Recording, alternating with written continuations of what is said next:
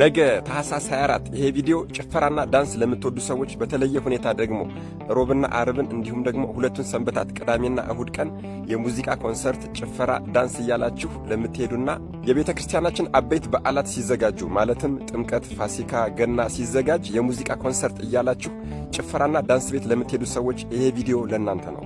አደራ ይህንን ቪዲዮ የምትችሉ 24 ጊዜ የማትችሉ ደግሞ ቢያንስ 3 ጊዜ ኮፒ ሊንክ በማድረግ ለሁሉም ወጣቶች እንዲዳረስ አድርጉልኝ። ነገ ታህሳስ 24 አስቀሎና ወይም ደግሞ ሰሎንቂያ በምትባል ሀገር አባ ጳውሊ የተባሉ ቅዱስ አባት አርብና ሮብን በተለይም ደግሞ ሰንበታትን እየጠበቁ ሕግን የሚሽሩ ጭፈራ ቤት የሚሄዱ ዝሙትን የሚዘሙቱ መጠጥን የሚጠጡ ሰዎችን ወደ ጭፈራ ቤት፣ ወደ ዳንስ ቤት፣ ወደ መጠጥ ቤት የሚያስገባቸውን ክፉውን ሰይጣን በስልጣነ ክህነታቸው ገዝተውና አስረው ያናዘዙት ቅዱሱ አባታችን አባ ጳውሊ የዕረፍት በዓላቸው ነው። እኒህ ቅዱስ አባት አባ ጳውሊ ገዳማዊ ባህታዊ መናኝ ሲሆኑ ከዕለታት አንድ ቀን ከገዳማቸው ወደ ሰሎንቂያ ወደምትባል ከተማ ለሥራ አገልግሎት የ15 ዓመት ልጅ እግር ዲያቆን አስከትለው ይሄዳሉ። ታዲያ በዚያም እየሄዱ እያለ ሮብ ቀን ላይ ዝርያቸው የሄሮድስ ወገን የሆኑ ክፉ የአገሪቱ ሰዎች ሮብ ቀን ተሰባስበው ወደ ጭፈራ ወደ ዳንስ ቤት ሲሄዱ ይመለከታሉ። በዚያ ዘመን አጠራር ውሽባ ቤት ይባላል። ታዲያ እርሳቸውም ወደዛ ጭፈራ ቤት ከሚሄዱት ሰዎች አንዱን ወጣት ጠሩና ወዴት እየሄዳችሁ ነው? ይህንን ሥራ ለምንድን ነው የምትሰሩ? ብለው ይጠይቁታል። እኛ የሄሮድስ ዘሮች ነን፣ አባቶቻችን ሥርዓት ሰርተውልናል፣ ዘርግተውልናል። ሮብና አርብ ቀን ቤተሰቦቻችንን ይዘን ወደ ውሽባ ወይም ደግሞ ወደ ጭፈራ ቤት እንሄድና እንጠጣለን፣ እንደንሳለን፣ እንጨፍራለን። በመጨረሻ መብራቱ ይጠፋልንና በእጃችን የያዝነውን ሰው ሴትም ይሁን ወንድ ልጅም ይሁን ሚስት ይዘን እንዳራለን ብለው ነገራቸው። ይሄ ባህል ከአባቶቻችን የወረስነው ነው ብሏቸዋል። በዚህም የተነሳ ቅዱስ አባታችን አባ ጳውሊ እጅግ በጣም አዝነዋል። ከዚያም ሌሊት በሆነ ጊዜ ከአረፉበት ቤት ወደዚህ ወደ ጭፈራ ቤቱ ይሄዱና ወደ ላይ እጃቸውን ዘርግተው ጸሎት ያደርጋሉ። ጌታ ሆይ እነዚህ ሰዎች ለወደፊቱ የሚመጣውን ትውልድ እንዳይበክሉ እዚህ ውሽባ ቤት እዚህ ጭፈራ ቤት እንዳለ ሁሉንም ቅሰፋቸው ብለው ይጸለያሉ። ታዲያ ጸሎታቸውንም እንደፈጸሙ ልዑል እግዚአብሔር ማንን እነዚህን ሰዎች እንዲቀስፍ ያዘዛል መሰላችሁ? እነዚህን ሰዎች ጭፈራ እንዲጨፍሩ ሮብና አርብን እንደዚሁም ሰንበታትን እንዲሽሩ ያደረጋቸውን ራሱን ባለቤቱን ሰይጣንን ከዚያ ጭፈራ ቤት ውስጥ በሰው አምሳል የእሳት ሰይፍ ይዞ እሳት ለብሶ እሳት ጎርሶ እንዲወጣ አደረገው። በዚህ ሰዓት ቅዱስ አባታችን አባ ጳውሊ ሲያዩት አንተ ማነህ ብለውታል። አምላክህ ጸሎትን ስለሰማህ እነዚህን ሰዎች እንዳጠፋቸው እኔን ራሴን ልኮኛል ብሏቸዋል። እርሳቸውም እነዚህን ሰዎች ከማጥፋት በፊት ለዚህ ሥራ እንዴት አድርገህ እንደምትዳርጋቸው፣ ሰዎችን እንዴት አድርገህ እንደምታሳስታቸው፣ በተለይ ወጣቶችን ያንተ መሳሪያ እንዴት እንደምታደርጋቸው፣ ከሕፃነታቸው ጀምሮ ሕፃናትን እንዴት አድርገህ እንደምታጠምዳቸው በሥልጣነ ክህነቴ አስሬሃለሁ። እያንዳንዱን በዚህ ዓለም ላይ የምትሰራበትን ጥበብህን በሙሉ ግለጽልኝ ብለውታል። እሱም አንድ ባንድ በዚች ምድር ላይ በምን አይነት ጥበብ እንደሚሰራ፣ ሰዎችን እንዴት የራሱ መሳሪያ እንደሚያደርጋቸው፣ እንዴት ወዳጁ ወገኖቹ እንደሚያደርጋቸው ነግሯቸዋል። በዚህ ጊዜ እሳቸውም ሰውን ታስተው ዘንድ እንዴት ኃይል ታገኛለህ ባሉት ጊዜ ሰይጣንም እንደዚህ አለ። ሰው በእግዚአብሔር ሕግ ጸንቶ ሳለ በስመ አብ ወወልድ ወመንፈስ ቅዱስ አሃዱ አምላክ ብሎ በፍጹም እምነት ሆኖ ራሱ ላይ የሚያማትብና አብ ወልድ መንፈስ ቅዱስን በየሰዓቱና በየጊዜው የሚጠራ ከሆነ በዚህ ሰው ላይ በፍጹም ሥልጣን የለንም፣ አንሰለጥንበትም። በንጽሕና ሆኖም የአምላኩን ሥጋና ደም የሚቀበል ከሆነ ሰዎች ጋብቻ ሲፈጽሙ ትዳርን ሲጀምሩ በሥጋና በደሙ የሚታሰሩ ከሆነ በእነሱ ላይ መሰልጠን አንችልም፣ ትዳራቸውንም አናበላሽም። በጋብቻ አንድ ከሆኑ በኋላም በመኝታቸው ሲገናኙ አምላካቸውን ስም ጠርተው የሚገናኙ ከሆነ እኛ አንሰለጥንባቸውም። ነገር ግን እንደ አሕዛባውያንና እንደ አረማውያን ዝም ብለው በመኝታቸው የሚዳሩ ከሆነ የአምላካቸውን ስም የማይጠሩ ከሆነ በእነሱም ላይ ሆነ በሚወልዷቸው በልጆቻቸው ላይ እንሰለጥናለን። ነገር ግን ማንኛውም ሰው ስህተቱን አውቆ ኃጢአቱን አውቆ በንስሐ ከተመለሰ እዚያ ሰው ላይ አንሰለጥንም። ባለትዳሮች ልጅን ከወለዱ በኋላ ወንዱ በ40 ቀኑ ክርስትና እስከሚነሳ ሴቷም ደግሞ በ80 ቀኗ ክርስትና እስከምትነሳ እስከሚጠመቁ ድረስ አሳዳጊዎቻቸው ወይም ደግሞ ወላጆቻቸው በሕፃናቱ ገላ ላይ በስመ አብ ወወልድ መንፈስ ቅዱስ እያሉ የማያማትቡባቸው ከሆነ እኛ በእነዚህ ሕፃናት ላይ ሰልጥነን እናድርባቸዋለን፣ ማደሪያቸውም እንሆናለን። በዚህ ጊዜ አባታችን አባ ጳውሊ የሁሉም ነገር መሠረት ትዳር ነውና ባለትዳሮች ላይ እንዴት ነው ሥራህን የምትሠራው ብለው ጠይቀውታል።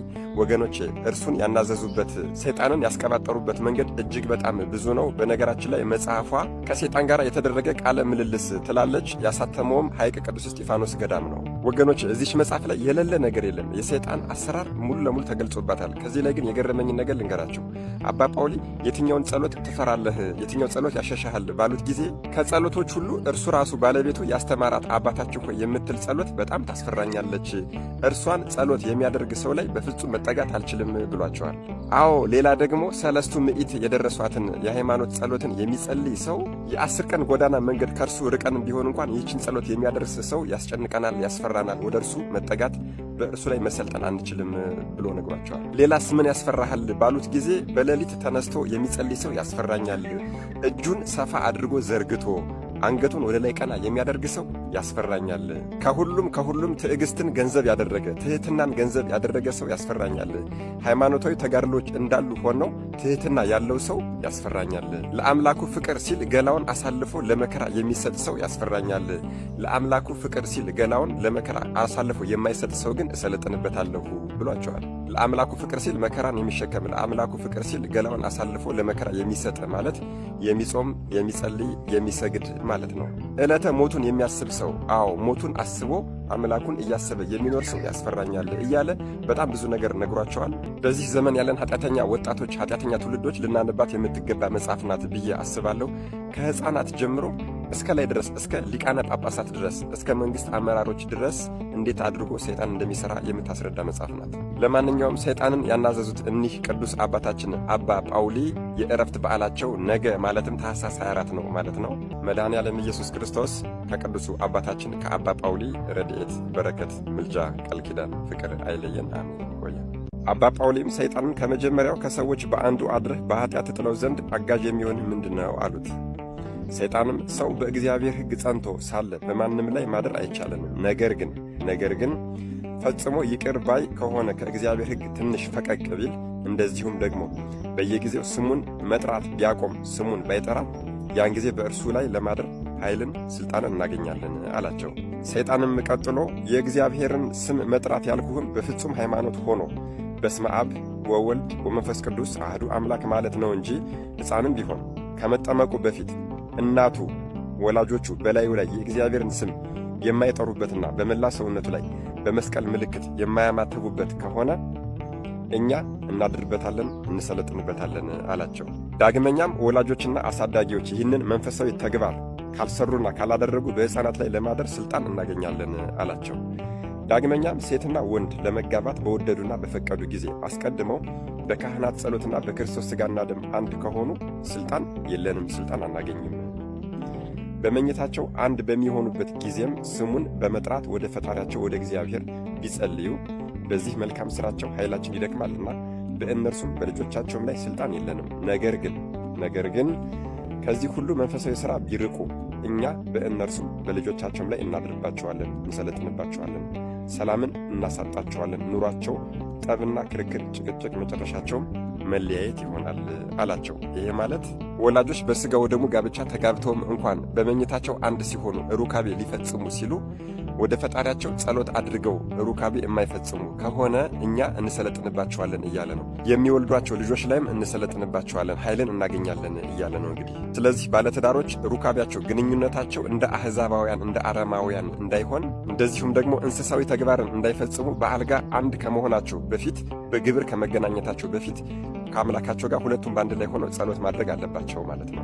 እሺ፣ ሰይጣንም ቀጥሎ እንደዚህ አለ። ሰው ሁሉ የእግዚአብሔርን ስም እየጠራ ካልጸለየ የወደድነውን ሁሉ እናደርግበታለን፣ ዓለሙን ሁሉ ድል አድርገን እንገዛ ዘንድ ባለን አቅማችን ሁሉ እንታገለዋለን አለ። ዳግመኛም አባታችን አባ ጳውሊ መላውን የዓለም ሰዎች የምትፈትናቸው በምንድን ሥራ ነው አለው። ጥበብን ንገረኝ አለው። ሰይጣንም እንደ ምኞታቸው እንፈትናቸዋለን፣ ሊፈተኑ የሚችሉበትን ሥጋዊ ሐሳብን አሳምረን እናቀርብላቸዋለን፣ እናሳምርላቸዋለን፣ እናስውብላቸዋለን አለ። ዓለማዊ ሥጋዊ ፍላጎትን በኩራት በትምክት እናቃጥላቸዋለን፣ እንቅልፍንና ዝሙትን መመኘትን እናመጣባቸዋለን፣ ጾም እንዳይጾሙ ጸሎት እንዳይጸልዩ እናደርጋቸዋለን፣ ስግደትን እንዳይሰግዱ እናደርጋቸዋለን፣ ከሥጋ ወደሙና ከመልካም ሥራ ሁሉ እናርቃቸዋለን። ዘወትር ይህንን ዓለም በማሰብ በስካር በውሸት በቂምና በቅናት በሐሰት በመመስከር ወርቅና ብርን በመውደድ በሐሰት በመማል በስንፍና ሰውን በመስደብ በማማት አእምሯቸውን እንዲያጠፉ እናደርጋቸዋለን። ቅዱሳንንም ሳይቀር እንዲንቁና እንዲሳደቡ እናደርጋቸዋለን። የዘላለም ሕይወት መንግሥተ ሰማያትን እንዲያጡና ልባቸውም ከእግዚአብሔር ፍቅር እንዲርቅ ቃል ኪዳናቸውንም እንዲተዉ የቅዱሳንን ቃል ኪዳን እንዲተዉ በተለያየ ምክንያት ባለን ኃይል እንዋጋቸዋለን አላቸው። ዳግመኛም አባ ጳውሊም ሰውን እንደዚህ አድርገህ ታጠፋ ዘንድ ኃይል የምታገኘው እንዴት ነው አሉት። ሰይጣንም መለሰ እንደዚህም አለ፣ እኛ ሰውን ለማጥፋት ኃይልና ሥልጣን የምናገኘው የእኛን ሐሳብ ተከትለው ኀጢአትን አዘውትረው በሚሠሩ ክፉዎችና አመንዝራዎች እንደዚሁም ፈጽሞ ንስሐ በማይገቡ ላይ ነው። የሚጠብቋቸው ቅዱሳን መላእክት ስለ በደላቸውና ስለ ኃጢአታቸው ሲርቋቸው ያን ጊዜ እኛ በእነርሱ ላይ እንበረታለን አለ። እንግዲህ እዚህ ላይ በደንብ ልብ አድርጉ። ሁላችንም እንደምናውቀው የሰው ልጅ ከተወለደ ጀምሮ እስከ ዕለተ ሞቱ ድረስ ጠባቂ መልአክ በቀኝ በኩል አለው፣ የጽልመት መልአክ ወይም ደግሞ የጥፋት መልአክ በግራ በኩል አለው። ታዲያ በጎን ስንሰራ፣ ጥሩን ስንሰራ፣ ስንጾም፣ ስንጸልይ፣ ስንሰግድ፣ ዓርብ ሮብን ስናከብር፣ ሰንበታትን ስናከብር በእነዚህ ሁሉ በቀኝ በኩል ያለው የብርሃን መልአክ በል እያለ ያበረታናል። እሱ እንደሚያበረታን ሁሉ ደግሞ በግራ በኩል ያለው መልአክ ደግሞ መጥፎ ሐሳቦችን እያመጣ ያሳስተን ይፈልጋል። ታዲያ በዚህ ጊዜ አንዲት ስህተት ሰርተን ለምሳሌ ጾምን ስንሽር፣ ዓርብና ሮብን ስንሽር፣ ሰንበታትን ስንሽር በዚህ ሰዓት እርሱ መጥቶ ይጠጋል። ማን ማለት ነው? የጥፋት መልአክ መጥቶ ሲጠጋ በግራ በኩል የብርሃን መልአኩ 40 ክንድ ይርቃል ከኛ። በዚህ ሰዓት ጊዜ ፋታ ክፍተት አገኙ ማለት ነው እነዛኞቹ። እኛን ለማሳሳት በጣም በቂ ጊዜያቸው ነው። 40 ክንድ ርቆ የብርሃን መልአክ ያዝናል በምንሰራው ስተት ማለት ነው።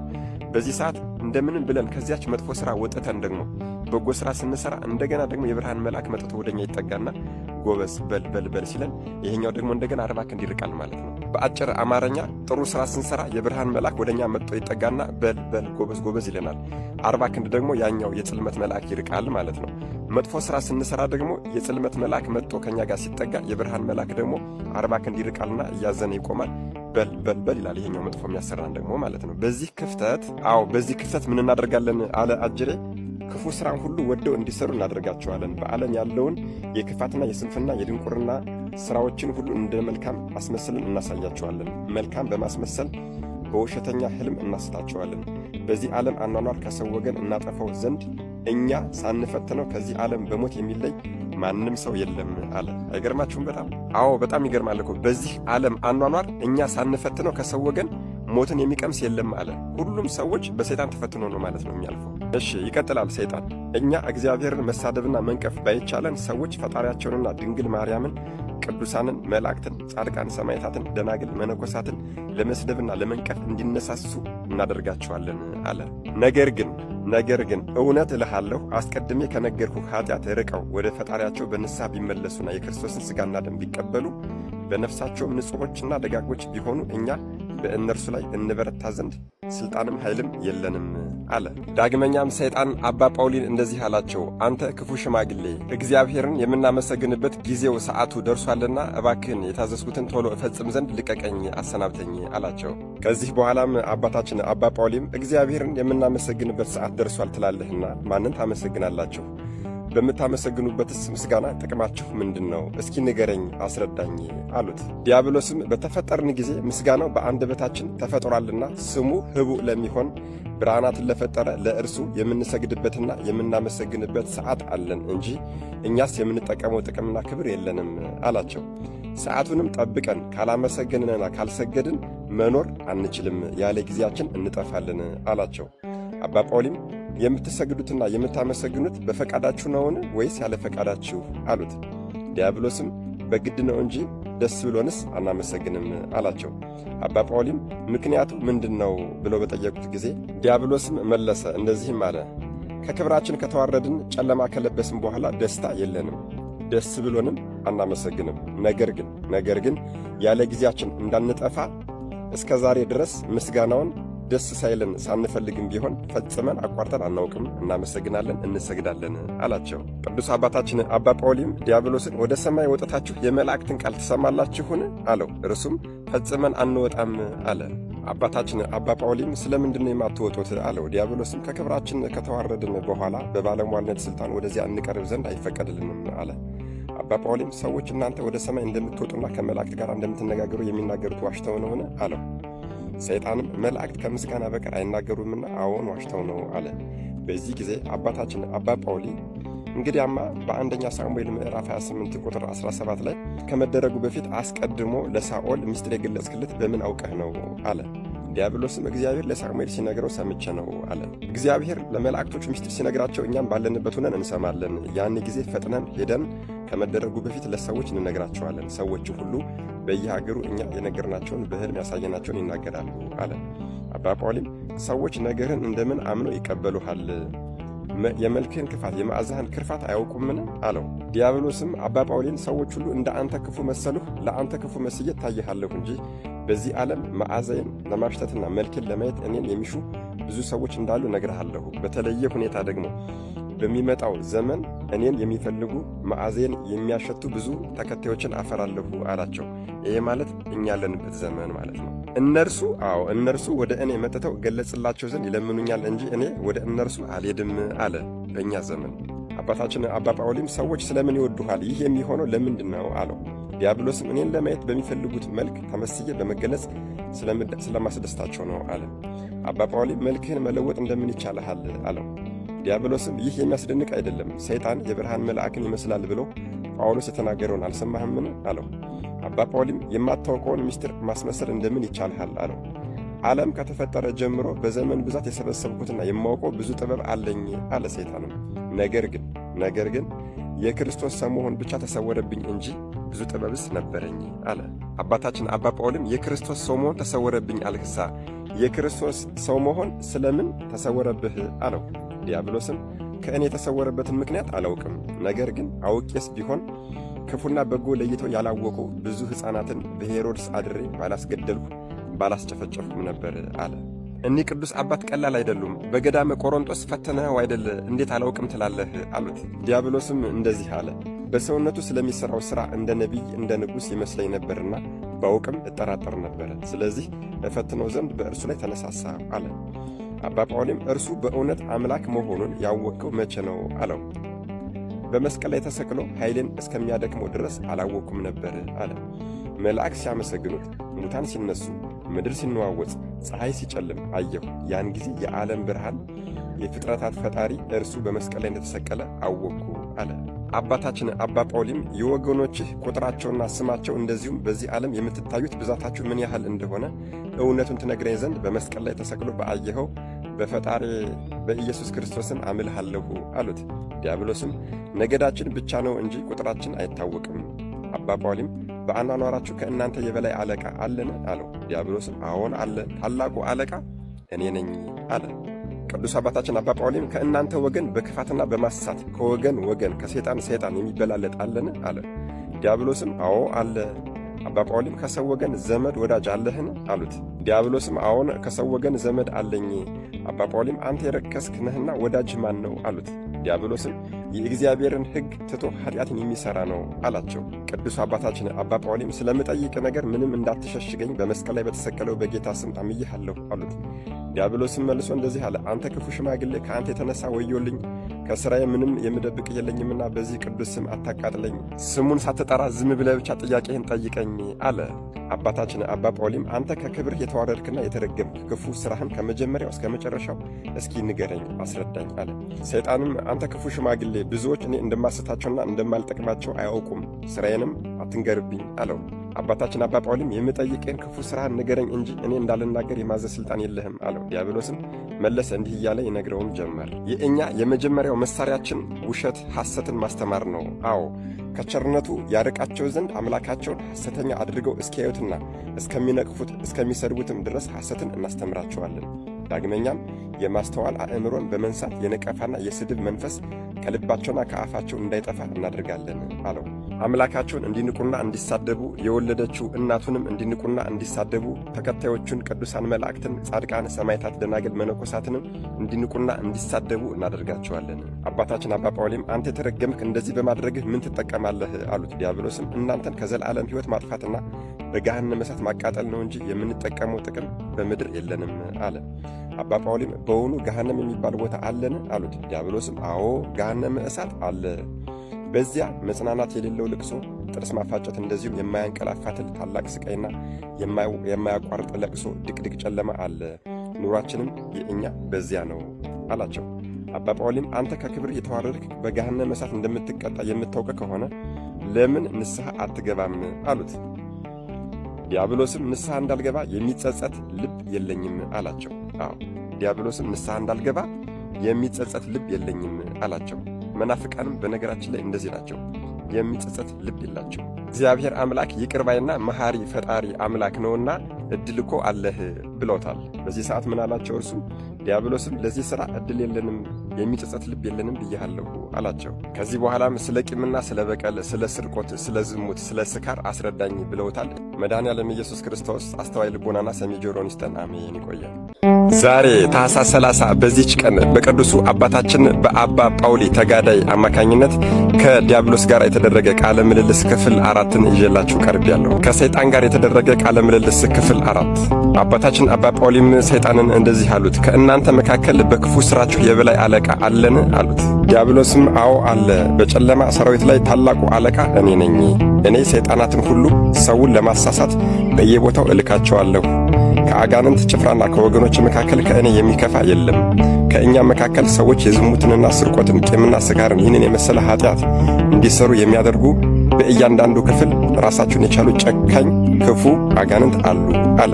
ከዚህ ንግግር ምን እንረዳለን? የዝሙት አጋንንት ራሱን የቻለ፣ የስርቆት አጋንንት ራሱን የቻለ፣ የክፋት አጋንንት ራሱን የቻለ፣ የሐሰት አጋንንት ራሱን የቻለ፣ የሐሜት አጋንንት ራሱን የቻለ፣ የሱስ አጋንንት ራሱን የቻለ፣ ሁሉም እየቅል ናቸው ማለት ነው። ለዚህ ነው አምላካችን አትፍረዱ ያለ፣ እንዳይፈረድባችሁ አትፍረዱ ያለ። የእኔ ዝሙትን ደብቄ የምሰራ ልሆን ይችላለሁ፣ ያኛው ሰው ደግሞ በግላጭ ሲሰርቅ ተይዞ ሊሆን ይችላል።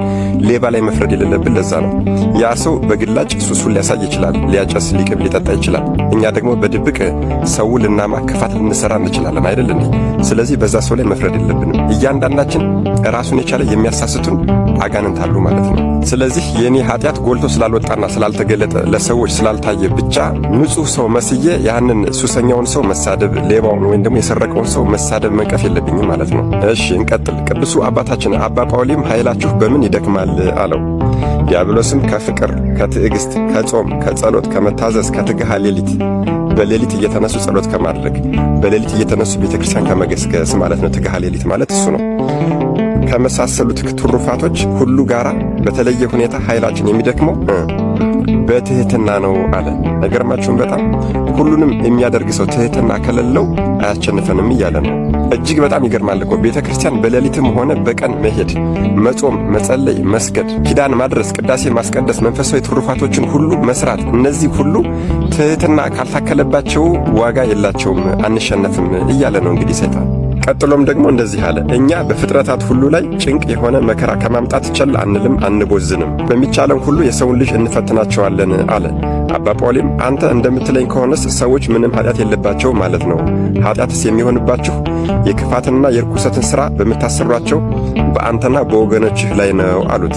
እርሱም አይ እንደዛ ሳይሆን እኔ የንግድ ቤቱ ባለቤት ነኝ፣ በእኔ ዘንድም ብዙ የሚሸጡ የኃጢአት ዕቃዎች አሉኝ አለ። ልብ አድርጉ፣ እኔ የንግድ ቤቱ ባለቤት ነኝ፣ በእኔ ንግድ ቤትም የሚሸጡ የኃጢአት ዕቃዎች በጣም ብዙ አሉ፣ የንግድ ቤቱንም በር እከፍተዋለሁ አለ። ተመልከቱ እንግዲህ ሁሉም እንደየፍላጎቱ የሚያሻውን ይገዛ ዘንድ ይውላችሁ። ስለዚህ ሰው ሁሉ በራሱ ፍላጎት የሚበድል ከሆነ እርሱ በሠራው ኃጢአት እኔ ስለ እርሱ አልጠየቅም፣ ኃጢአትም የለብኝም አለ። የንግድ ቤቱን እከፍታለሁ፣ እጁን እግሩን ጎትቼ ወስጄ በግድ እንዲገዛ አላድርገውም። ነገር ግን አሳምሬና አስውቤ እነዚያን የኃጢአት ዕቃዎች አስቀምጥለታለሁ አለ። በዚያ በንግድ ቤቱ በሱቁ ውስጥ ማለት ነው። ተመልከቱ። የንግድ ቤት ምሳሌ ላምጣላችሁ። ለምሳሌ ጭፈራ ቤቶች ሊሆን ይችላል፣ በጣም ተውበው ልታዩቸው ትችላላችሁ።